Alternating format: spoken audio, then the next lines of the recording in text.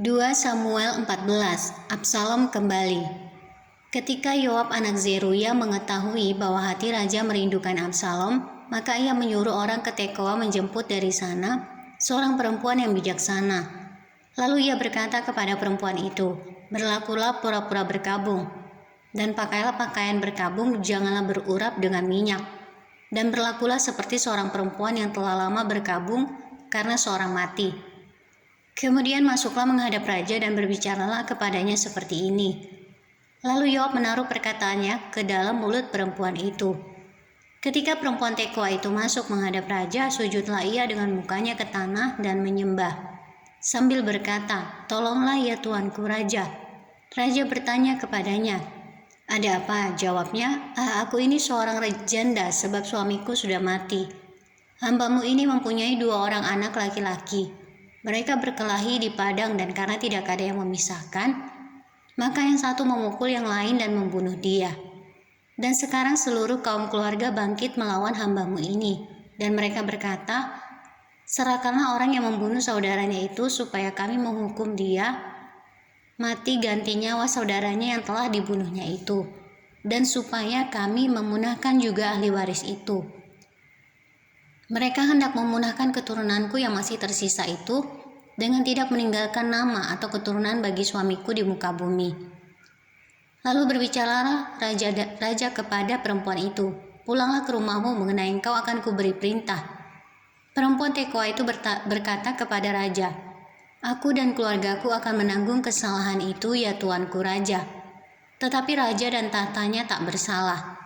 Lalu berkatalah raja, 'Jika ada orang yang mengatakan apa-apa lagi terhadap engkau, bawalah orang itu menghadap aku, maka ia tidak akan mengusik engkau lagi.' Kata perempuan itu, 'Kiranya raja ingat kepada Tuhan Allahmu supaya si penuntut tebusan darah jangan terlalu banyak menimbulkan kemusnahan, dan supaya mereka jangan memunahkan anakku itu.' Lalu berkatalah raja, 'Demi Tuhan yang hidup, sehelai rambut pun dari kepala anakmu itu takkan jatuh ke bumi.' Kemudian berkatalah perempuan itu, 'Izinkanlah hambamu ini berkata sepatah kata lagi kepada tuanku raja.' Jawabnya, 'Katakanlah.' Berkatalah perempuan itu, 'Mengapa raja merancang hal yang demikian terhadap umat Allah? Oleh karena tuanku mengucapkan perkataan ini, maka tuanku sendirilah yang bersalah dengan tidak mengizinkan pulang orang yang telah dibuangnya.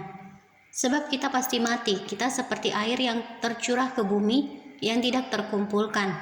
Tetapi Allah tidak mengambil nyawa orang, melainkan ia merancang supaya seorang yang terbuang jangan tinggal terbuang daripadanya.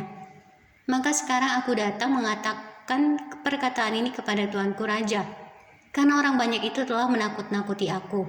Sebab itu pikir hambamu ini, baiklah aku berbicara dahulu dengan raja. Mungkin raja mengabulkan permohonan hambanya ini. Sebab raja akan mendengarkan aku dan akan melepaskan hambanya ini dari tangan orang yang hendak memunahkan aku dan anakku bersama-sama dari milik pusaka Allah. Juga hambamu ini berpikir, perkataan tuanku raja tentulah akan menenangkan hati. Sebab seperti malaikat Allah demikianlah tuanku raja, yang dapat membeda-bedakan apa yang baik dan jahat. Dan Tuhan Allahmu kiranya menyertai tuanku.' Lalu raja menjawab, katanya kepada perempuan itu, 'Baiklah, jangan sembunyikan kepadaku apa yang hendak kutanyakan kepadamu.' Kata perempuan itu, 'Berkatalah kiranya tuanku raja.' Kemudian bertanyalah raja, 'Adakah Yoab campur tangan dengan engkau dalam semuanya ini?' Perempuan itu menjawab, 'Demi hidupmu tuanku raja, tidaklah mungkin untuk menyimpang ke kanan atau ke kiri dari segala yang tuanku raja katakan. Sesungguhnya hambamu Yoab yang memerintahkan daku. Dialah yang menaruh ke dalam mulut hambamu segala perkataan ini. Dengan maksud untuk mengubah rupa perkara itu, maka hambamu Yoab melakukan perkara ini. Tetapi tuanku bijaksana sama seperti malaikat Allah sehingga mengetahui semua yang terjadi di bumi.' Sesudah itu berkatalah raja kepada Yoab, 'Baiklah, baik kukabulkan permohonan ini. Pergilah, bawalah kembali orang muda Absalom itu.' Lalu sujudlah Yoab dengan mukanya ke tanah dan menyembah sambil memohon berkat bagi raja. Dan Yoab berkata, "Pada hari ini hambamu mengetahui bahwa tuanku raja suka kepada hamba, karena tuanku telah mengabulkan permohonan hambamu ini." Lalu bangunlah Yoab, ia pergi ke Gesur dan membawa Absalom ke Yerusalem.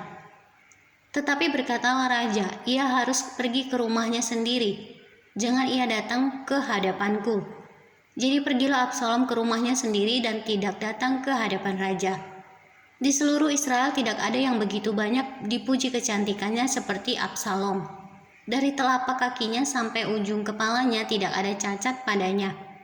Apabila ia mencukur rambutnya pada akhir tiap-tiap tahun, ia mencukurnya karena menjadi terlalu berat baginya. Maka ditimbangnya rambutnya itu 200 shikal beratnya menurut batu timbangan raja.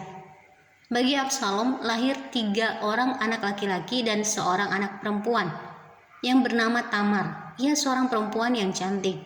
Setelah Absalom diam di Yerusalem genap 2 tahun lamanya dengan tidak datang ke hadapan raja, maka Absalom menyuruh memanggil Yoab untuk diutus kepada raja.